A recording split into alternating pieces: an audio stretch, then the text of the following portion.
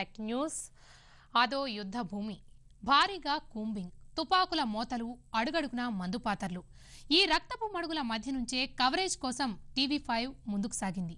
మావోయిస్టులు, పోలీసుల మధ్య భీకరంగా పోరు సాగుతున్న ఆంధ్ర, ఒరిస్సా సరిహద్దు అది. ఆ భీకర యుద్ధ భూమి నుంచి మా ప్రతినిధి రెహమాన్ అందిస్తున్న స్పెషల్ స్టోరీ.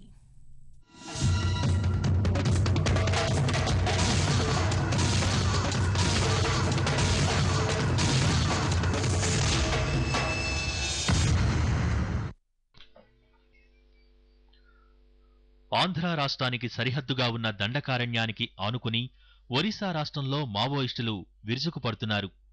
పోలీస్ స్టేషన్పై దాడులు, ఆయుధాగారాలు కొల్లగొట్టడం, మాటువేసి పోలీసుల్ని హతమార్చడం నిత్యకృత్యాలయ్యాయి. ఇదే క్రమంలో మావోయిస్టుల దాడిలో 20 మంది పోలీసులు హతమయ్యారు.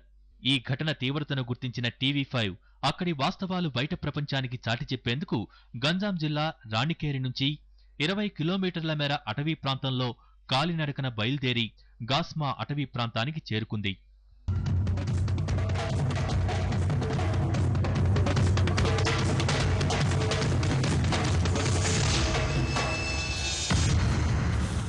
శత్రు దుర్భేద్యమైన అటవీ ప్రాంతం రక్షణ కవచంగా ఉన్న మావోయిస్టుల ఇలాకా చూడగానే చాలా పటిష్టంగా కనపడింది. ఆ సమయంలో భారీ యుద్ధం జరుగుతోంది. రక్తపు చారలు, తుపాకుల శబ్దాలు వినబడుతున్నాయి. ఒరిస్సాకు చెందిన 3 పోలీసులు చనిపోయిన ఆనవాళ్లు కనిపించాయి. కానీ పోలీసులు కూడా 20 మంది మావోయిస్టుల్ని హతమార్చినట్టు ప్రకటించారు. అయితే పోలీసులు మాత్రం మావోయిస్టుల శవాలు చూపించకపోవడంతో అనుమానాలు కమ్ముకున్నాయి. పోలీసులు చనిపోయినట్టుగా స్పష్టమైన ఆనవాళ్లు ఆ ప్రాంతంలో ఉన్నాయి. ప్రస్తుతం మనం ఒరిస్సా రాష్ట్రంలోని గాస్మా అటవీ ప్రాంతంలో ఉన్నాం. ఇక్కడే మావోయిస్టులు 3 పోలీసులను హతమార్చినట్టుగా చెబుతున్నారు.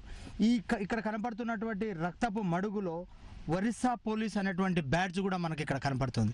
ఇక్కడే పోలీసులు చనిపోయారు. సంఘటనా స్థలంలో రక్షణగా ఉన్న కొండపై నుంచి మావోలు కాల్పులు జరిపినట్టు తెలుస్తోంది. దేశవ్యాప్తంగా సంచలనం సృష్టించిన ఈ ఎన్కౌంటర్ వివరాలు చెప్పేందుకు ఒరిస్సా ఐజీ విముఖత చూపారు. కెమెరాకు ముఖం చాటేశారు.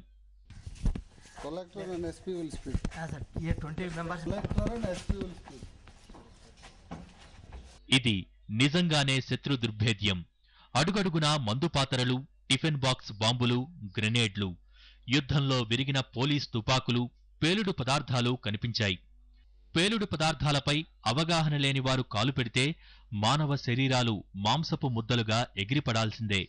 పేలుడుకు వైర్లతో సిద్ధంగా ఉన్న మందుపాతరలు, పేలుతున్న తుపాకుల మధ్య బయట ప్రపంచానికి గాస్మా ఎన్కౌంటర్ వాస్తవాలు చెప్పేందుకే టీవీ5 ఈ సాహసం చేసింది. ఇదిగోండి, ఎగసి పడుతున్నటువంటి తుపాకీ తూటాలు నా వెనక వైపు నుంచి కాల్పుల మోతల శబ్దం వినపడుతుంది.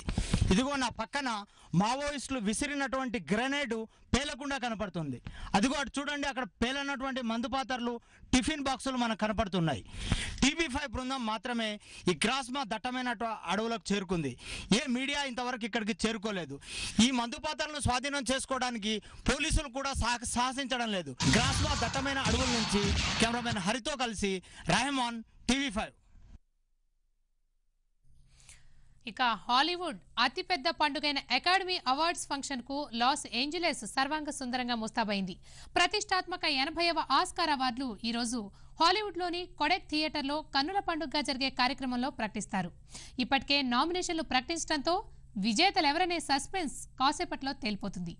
ఈ ప్రపంచ సినీ వేడుకకు వేదికైన హాలీవుడ్ లోని కొడెక్ థియేటర్ కళ్లు చెదిరేలా ముస్తాబైంది. కాలమానం ప్రకారం సోమవారం ఉదయం ఆస్కార్ అవార్డు